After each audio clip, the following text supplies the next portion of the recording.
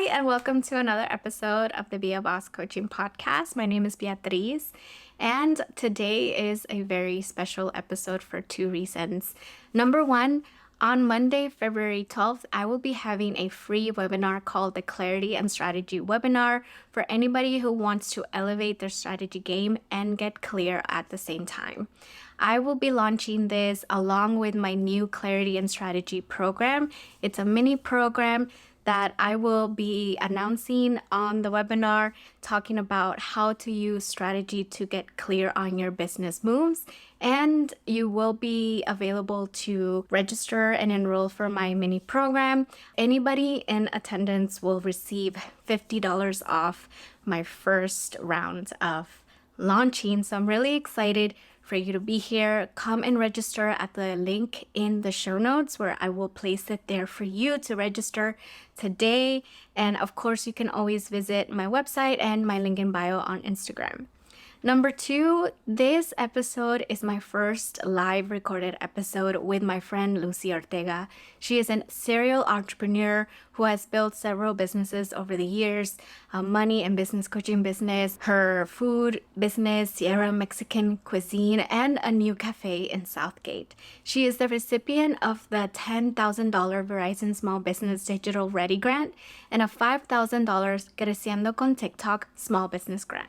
She has been featured in Voyage LA, and she is a participant of Feria de los Moles here in LA County. I can't wait for you to listen to her story, learn more about Lucy, and learn from her journey. And I hope you enjoy the show. All right. Hi, Lucy. Hi. This is the first time we're doing this. I am producing my own show right now, literally. And this is my first live podcast with Lucy. I am so honored to be here with you today. I'm excited and I'm learning a lot with you. I don't know what you're doing, but this is intriguing. I honestly, I don't know how we'll figure it out later. But anyway, now I'm gonna fade out. You guys see this? I'm producing my own podcast. All right, I'm gonna fade out. But all right, Lucy, I'm so excited for you to be here. This is our first live recorded podcast. I'm doing a video as well. We're doing it right here, so we'll see how this turns out. I hope it's like super awesome. But I'm so excited for you to share your story, Lucy.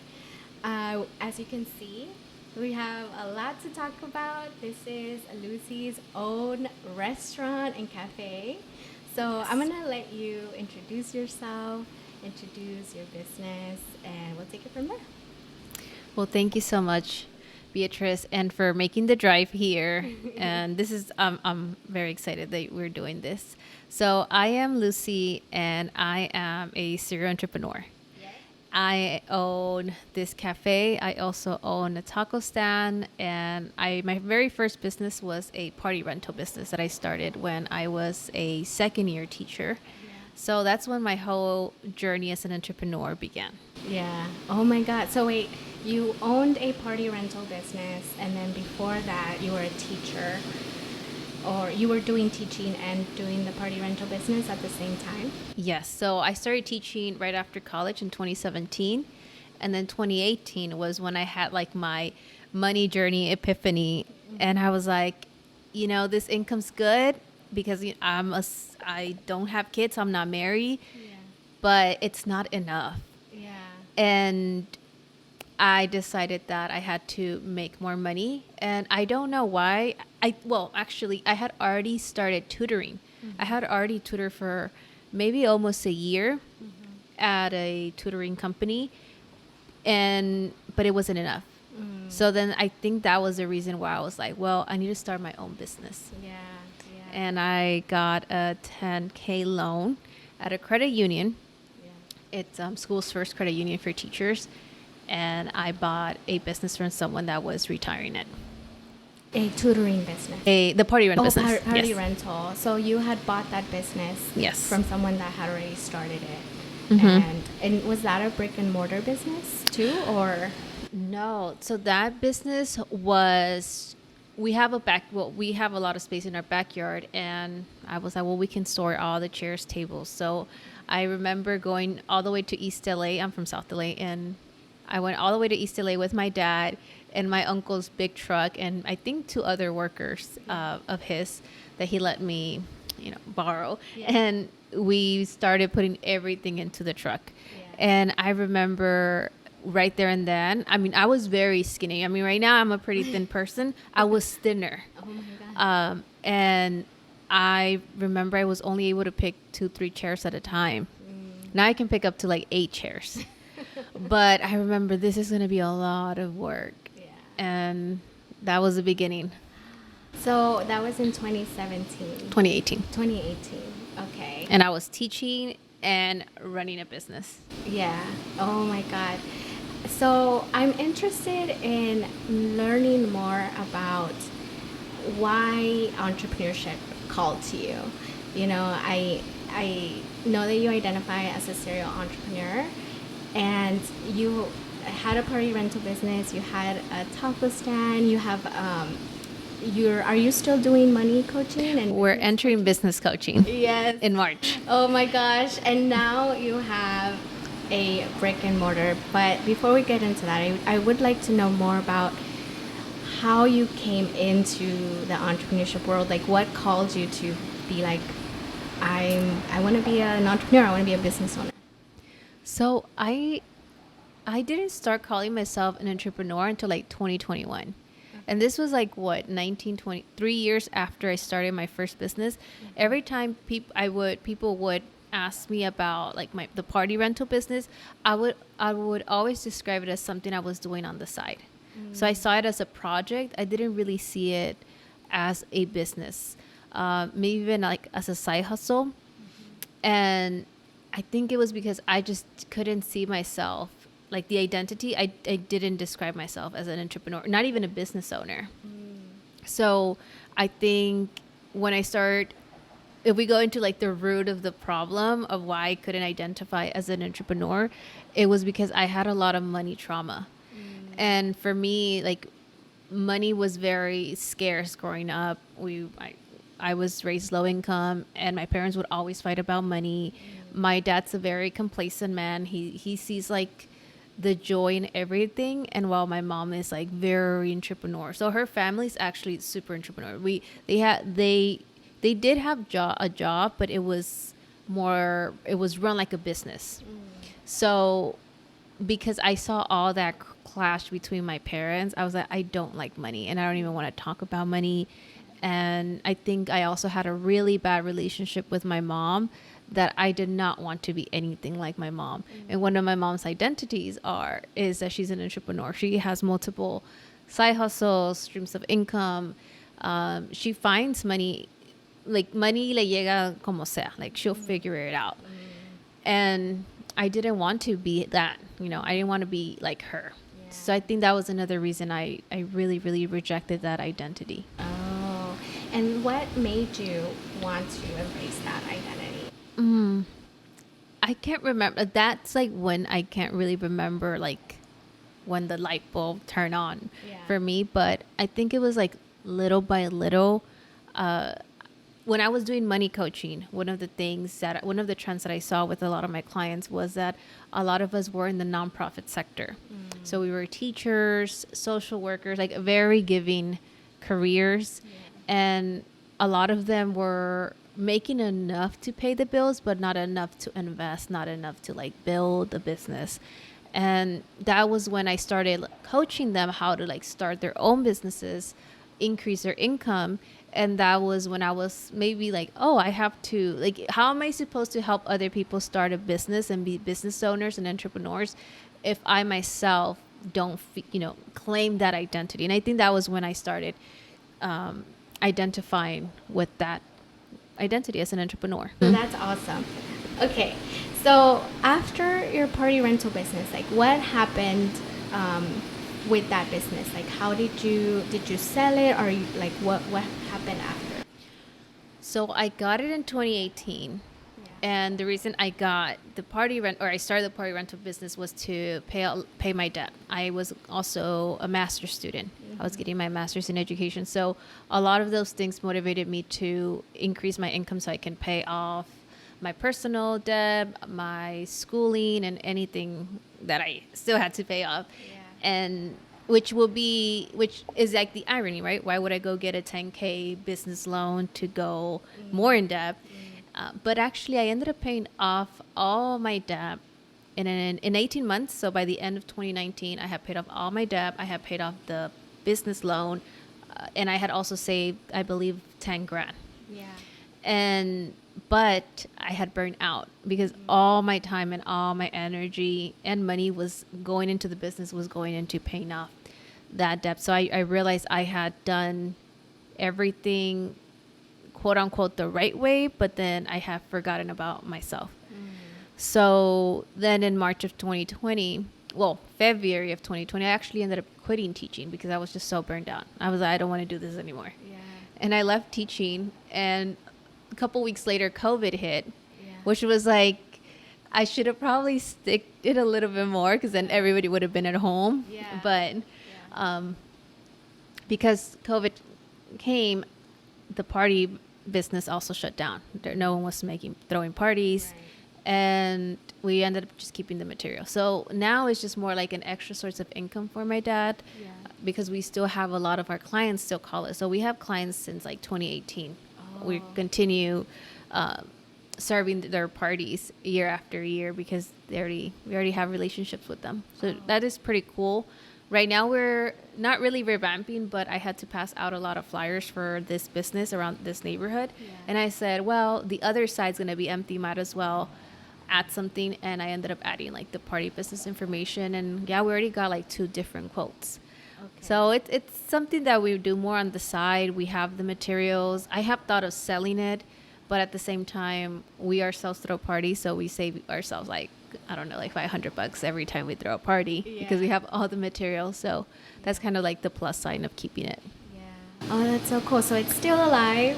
It's still going. Yes. Okay, but your dad runs that more, like he's more in charge of that. Correct. Part Yes. of the business. Okay. So 2020 happened. We all know what happened in the pandemic. So when did you start getting into money coaching and business coaching? Like when did you begin to see that as a business opportunity? Yeah. So it was literally during COVID too, because we couldn't go out.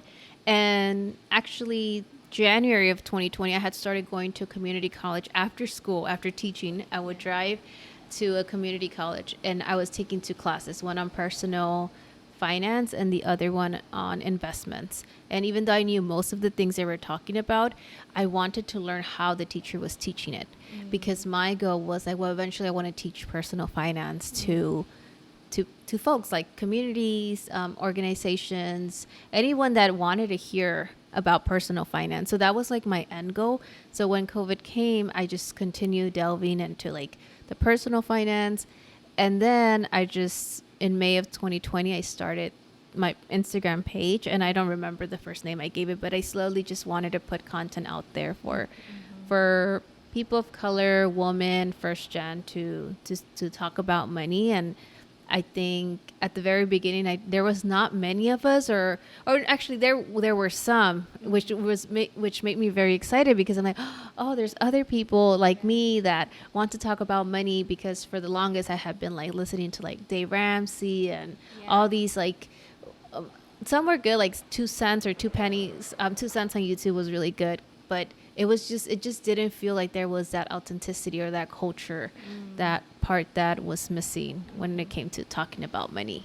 And I slowly got into that, and I was going through a lot of personal development at the end of 2020. Like I left a really bad relationship that I felt that was keeping me stuck. I mean, they were not supportive. They were very jealous. And I feel like in entrepreneurship, you have to be out there all the time. You have to put yourself out there. And I feel like if you're in a certain relationship that like has you contain, your success level is also going to be contained, because I saw myself with the party business, like not wanting to like take any clients that were males because I didn't want to have a wrong impression and all that. And I think that just was also very bad for me, because then it was like, am I doing something wrong? And so during 2020, I was like, okay, I'm out of that. And I started just like doing a lot of healing and taking care of myself. And eventually, as I continued posting content about personal finance, I was like, I want to help other women build their investments account, get their budget straight, pay off debt. And that's how I got into coaching. And that was good. I mean, I had a really great amount of clients, really good clients. But in 2021, at the end of 2021, I was also kind of burning out because I was no longer passionate about being a teacher. And I was like, I felt stuck again. Like, oh, like I'm in these four walls for like 7 hours and the kids are great, right? But I also feel like there's more to life than this. And my cousin ended up passing away. So I had a cousin who was like 20 years old, very young, died in a car accident out of nowhere. And that was the first death we had in our family. Like our first, well, after my grandmother, but she was already sick. So it was the very first one. And I said, well, that's going to come to us anytime. Like I might be, I might plan to stay teaching for 10 more years or 20 or 30. But what if I die like right after and like I didn't get to live my true dreams? And the idea of like starting a food business with my mom had already like been planted, because she had already started selling food since the beginning of 2021. And I had seen that people were coming, and I just thought with my expertise in social media, and because I was already getting clients through social media, all of my clients were from social media, I was like, if we put this on the internet, if we are actually very consistent with posting, we have our Instagram, our TikTok, our Facebook, there's going to be more clients. We're going to make something out of this.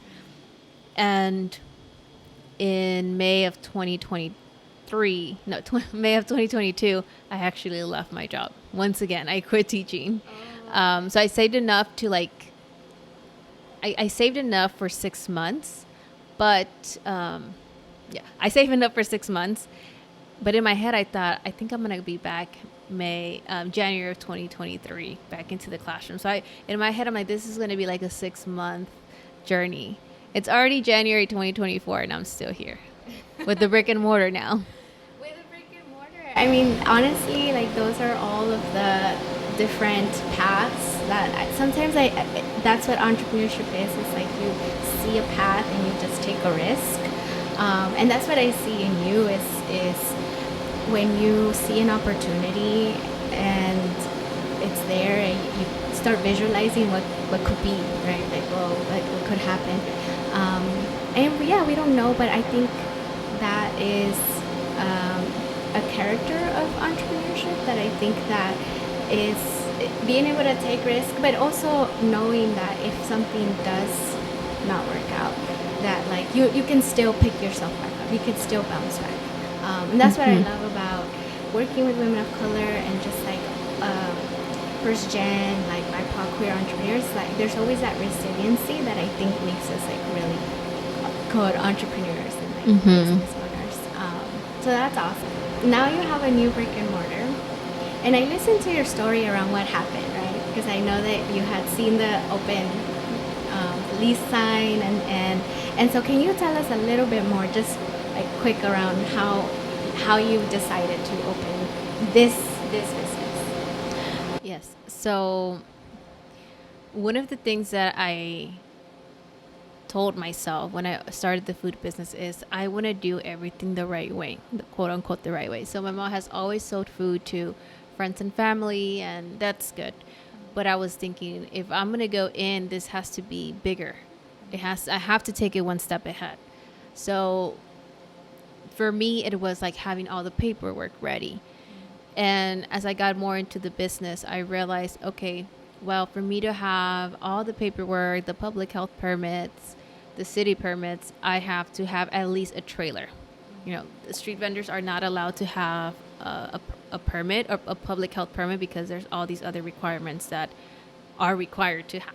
So I ended up buying a trailer. And I think that was like 25 grand. And I ended up getting the public health permits and doing all the basically all the paperwork. So for me, and that was a big step because there's a lot of things and a lot of fees I did not know that came with it. Like if you have a trailer, you need to store it somewhere, and that costs money. Yeah. And even if it's your trailer, it still has to be under a public health, basically like a warehouse or commissary. Yeah. So that journey also challenged my mind because I'm like, oh, on top of whatever I thought I had to make, you have to make this more to cover for that cost. So, and there were times where I felt really bad because I'm like, why am I doing all of this? This is hard. This is difficult. And then, but then it's crazy because I kind of found it pointless because I'm like, well, I could just be like, I don't, in LA, you can kind of get away with it because street vending is like a thing. Pero ahí, a veces, I'm like, am I rushing this? Right? Then I would go back and forth. Am I rushing this or am I doing the right thing? And then we got into, I met the Feria de los Moles. So it's an organization. It's an event, actually. It gets thrown every single year, and it's like festival for moles. And usually Puebla and Oaxaca are the main states in Mexico that are known for their moles. And we got in. And I'm telling you this story because one of the requisites that they needed from us was a public health permit. So then when I look back, I'm like, if I wouldn't have had this permit and this trailer, I wouldn't have been able to participate in this event. So I think a lot of the times we're like, why did I do that if it wasn't worth it? But then that leads to another opportunity. And that same day that I met with the organizers, right away when I introduced myself, I gave them an idea. I'm like, oh, well, I can do vegan mole. And they're like, you're in. And I was the last one. They only had one more spot and they had like a wait list of people. And they're like, you're in. You gave us a really good idea no one had given us. And I was like, oh, okay. And that same day, actually, I had passed by because I actually used to go to a coffee shop down the street, and I saw the sign that said leasing. And I was like, oh, let me just call and see what they need. So actually I emailed them and I said, hey, I saw the sign. Can I have more information? And they're like, okay, well, rent is this much and the equipment is this much. And then we jump on a call with the former owner, and she like started giving me the numbers. And I'm like, okay, well, I need to sit on this because I can afford it if I were to sell the trailer. But I was like, I don't think I'm going to sell the trailer anytime soon. So then she calls me I never call her back. 2 days later, she calls me. She's like, hey, did you think about it? I have 2 more people interested. Well, one person dropped and one guy is. But I would like for you to take it. And I was like, honestly, I like the location. I just don't think I can afford it. And she's like, what's stopping you? I'm like, well, the money. And then she's like, well, besides the money, is there anything stopping you? And I'm like, no. And she's like, all right, I'll finance it to you. So she like financed part of it. And I was like, all right, then I'm going to take it. So I came to see, and I was like, okay, you know what? This is it. But this place doesn't have a hood, which is what you need to cook tacos. And when I was talking to her, I was like, well, I can buy a hood. She's like, you can get this type of hood. Technology has evolved. So there's like smaller hoods. And so we signed the contract and everything. And looking back again, this is like one of those things that I wish when you don't have any support, like I was like, oh yeah, this looks fine. The lights are on, the water's running. Okay. But there's just so much detail that you sometimes have to look into. And once I started to figure out the paperwork, which this time around I wasn't scared anymore because I had done paperwork for my trailer. But the paperwork is in a different city. This is Southgate. I'm used to doing paperwork for LA, so it's a different game. And then as I started talking to other restaurant owners, they're like, yeah, it's going to cost you more than what you think, and you have to do this and you have to do that. And it was going to take such a long time, and not trying to sell tacos here without a hood is basically impossible. And I'm like, I don't want that stress. So I had to make that tough decision of like, you know what? I was really heartbroken because I'm like, I can't make tacos here. So then I was driving down the freeway and I was really sad. And I was like, I think I'm going to have to close this down. Call it a day. Like it was like I opened September. Well, I got the key September. It took us 2 weeks to clean here and restore some stuff. September 15, we started opening. And by October 20, I was like, I'm contemplating about closing this place because it's just a lot. But as I was driving down the freeway, I was like, wait, hold up. Like, I have a place. It's not like it's so empty room. It has running water. It has fridges. I'm like, let me just turn it into like a Mexican cafe. Yeah. And it's like a light bulb turn on. And I'm like, this is not the end. Yeah. And I started, but it felt like a breakup. I remember just getting home and sleeping on the floor for like 2 hours. And I'm like, I just don't want to remember anything. And I woke up and I'm like, yeah, we're going with that. We're changing concept right now. Mm-hmm. And I took like those 2 days. I closed completely. I think it was like Thursday. And I'm like, I'm not going to open until Tuesday. Mm. I took like 2-3 days, just like, it felt like a heartbreak. Even the next day, like for 2-3 days, I was like, my heart was like, I don't want to wake up. I don't want to think about this, new reality. But I think by Sunday night, Monday, I started creating a menu and I went to buy the things. And then Tuesday I opened and that was it. And slowly but surely I started, taking it one step at a time. And I'll be honest, when I started looking at the numbers, the profit margins for a cafe are much better than a taco stand. Yeah. And I was like, okay. And I also remember saying, I don't know. I mean, I was raised Catholic, so I still pray, and I remember telling God, like, God, I don't know what I have to do, but this is the best thing that's gonna happen to me. And that's all I was saying. Like, this is the best thing that's gonna happen to me. This is the best thing that's gonna happen to me. And honestly, like, this concept, we're next to 3 schools, an elementary, a middle school, and a high school, and this concept has been so much better for us. Kids want to come, kids want their smoothies, kids want their toast, and I feel like, you know what, maybe this was what it was meant to be. Yeah. So yeah. Oh my God, that's incredible. I mean, honestly, like, that's pivoting. You pivoted to the situation, right? And you've assessed the situation, you understood the neighborhood, right? Like, even I think that when it comes to brick and mortar, neighborhood is very key to what you're gonna do and what business you're run. Like, I remember being in high school and going after school. Like, that was the ways that me and my friends hung out, is we would go to the nearest cafe or donut shop, and that's how we would hang out. So the fact that you knew the different schools and like catering to that, right, to that community and to that opportunity, pivoting to that, and it does suck. Like, you made the tough decision to let go of the tacos, but at least for now you're doing what you have to do to keep it open. Yes. And what made pivoting easier when I started to think about everything was I started May of 2022. The tacos actually were also a very new concept. We started the tacos June of 2023. So from May of 2022 to June of 2023, so for almost 13 months, we actually were selling quesadillas.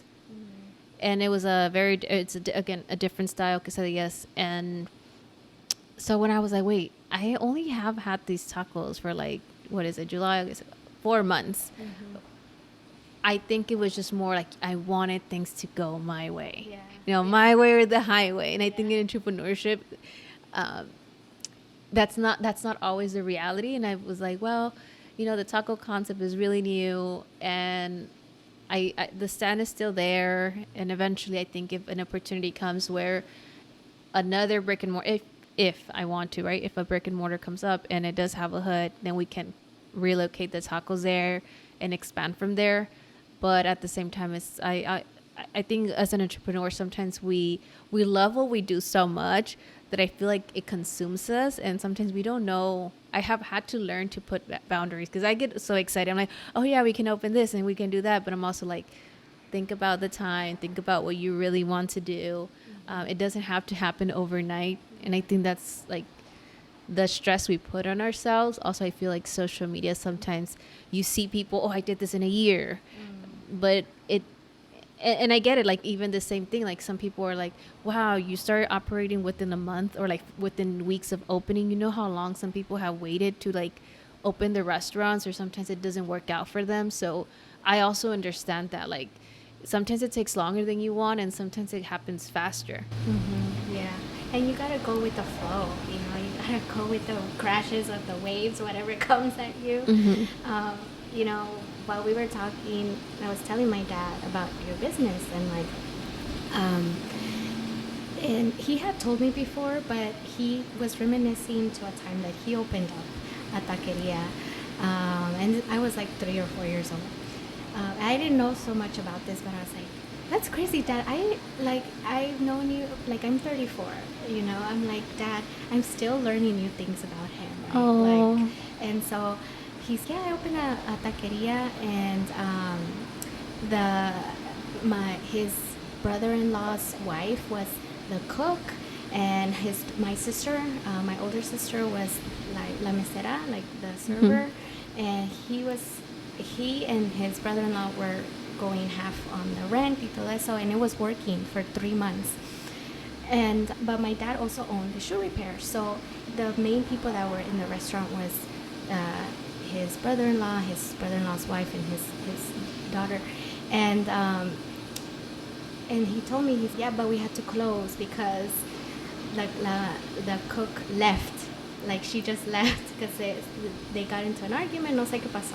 So they got into an argument, and so basically we had to close down. And I was like, what? Like, so it's so crazy. You just, things come up that you never expected, and you know, but you bounce back from it. You know, you learn from it. So that's what I love about your spirit. It's just like you take your chance, and you go. Would you say that you go with your intuition and like your gut, or how do you make these decisions when it comes to like, when there's uncertainty? How do you make tough decisions like that? Oh, that's a tough part because I always joke around that I am a Gemini and that I am also, I haven't been, I haven't, I think I have ADHD just because of how I am. So I'm always like, I don't know if it's that, but I sometimes feel like I do really quick decisions. And it makes me sometimes feel like, am I being too impulsive? For me, it's just like, let's see what happens. Let's see what happens. Yeah. I mean, what's the worst case scenario? Like even here, I'm like, well, what's the worst case scenario? My lease is for 2 years.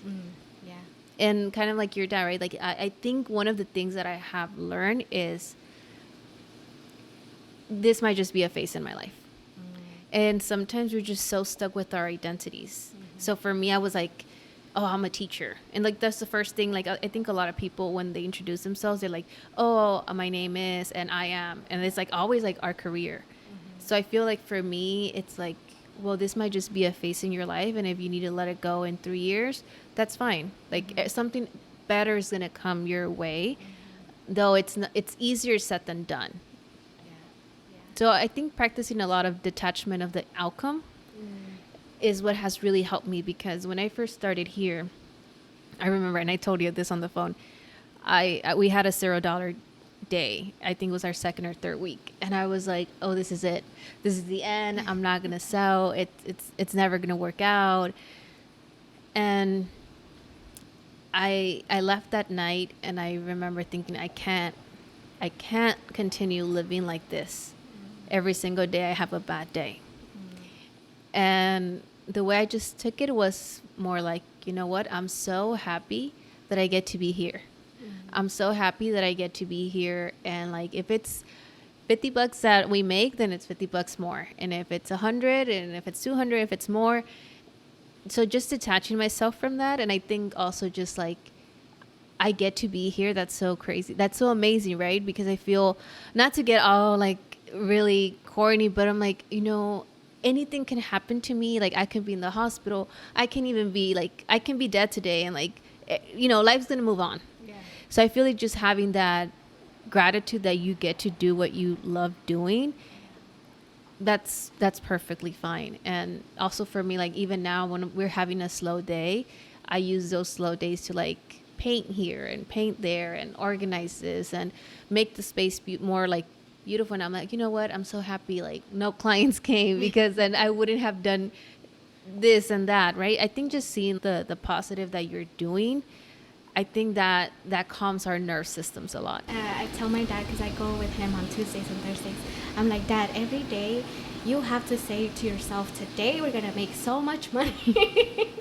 Like, because se pone in this mindset of like, a ver qué hacemos, right? And sometimes it's 12, it's noon, and we've made like $50. And it's like, oh no, ahora no vamos a hacer nada. And then by 5:30, we got 3 people that had more than $100 service. Yes. Right? So I'm like, see, Dad, you just gotta not to just be like positive, because you can't. And of course, it's business, but the energy you bring in and the way you see things affects also how you run your business. Because the way that, since we own a shoe repair, people leave their shoes, so they either most of the time want to not pay, and they're like, oh, I'll pay when I come back, and I'm like, no, we either require that you pay now or give a deposit, because people sometimes never come back and we've done the work, right? And that's why we have so many like bags and shoes, and that's why I want to open up a thrift store, because like there's so many things that we have that people never picked up. But anyway, he has all this time to like focus on the work, and I'm like, see, Dad, like you still did a lot of work, and these people came and we made this much money, and but se pone in this scarcity mindset of, oh, like ahora no va a caer nada, and I'm like, oh, Dad, like you still have 3 hours left. Yeah. So I have to like remind him to get out of that scarcity mindset. But yeah, like that's business. Así me dice, like así es el negocio. Like you'll have days that are terrible, and there's days where it's like, this is a great day, like but it's still a lot of work. It's still. Yeah, and that happens all the time. Like even for me, like even this week I was at the stand, and it was like 1:30, and I hadn't sold that much, and I'm like, oh, I'm tired. I wasn't having a good day actually, and I'm like, oh, like, I think it's a sign for me to go. And Así dice mi papá también. He's like, ay, ahora lo vamos a ir temprano. and then I had like 3 groups, only 3 groups come in, and then like maybe 2 like people like single, and their orders were so big that it was like the equivalent of like, I don't know, like 9 people coming in. Yeah. So it's I think that's the beauty of business, that it just boom out of nowhere you can make this much money that you would have done the whole day in a slow day, Yeah, I like that. or at the end. At the end, exactly. Or sometimes like you'll have, a day that casi nada cae, but like that same week, another day you have, And booms. it makes up for the other day. Yes. So it balances out at the end, I think. So I'm confident that you're gonna like see it. Like I wish you so much luck Thank into you. this new business. We're gonna come back Sunday, so I'm gonna come back with my family to come and support.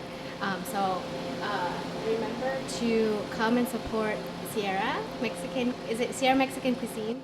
It's still Sierra Mexican Cuisine because that was the name we had originally placed it, though I do want to change it to Sierra Mexican Cafe because it's a cafe, and then Sierra Mexican Cuisine still keep it, but eventually we open one just for tacos or Mexican food, it'll be that one.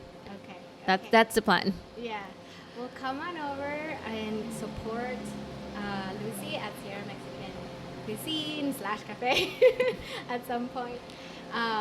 And I'm so excited for just what you are going to do with your business and like how you continue to teach. Also, like I know you have your own podcast.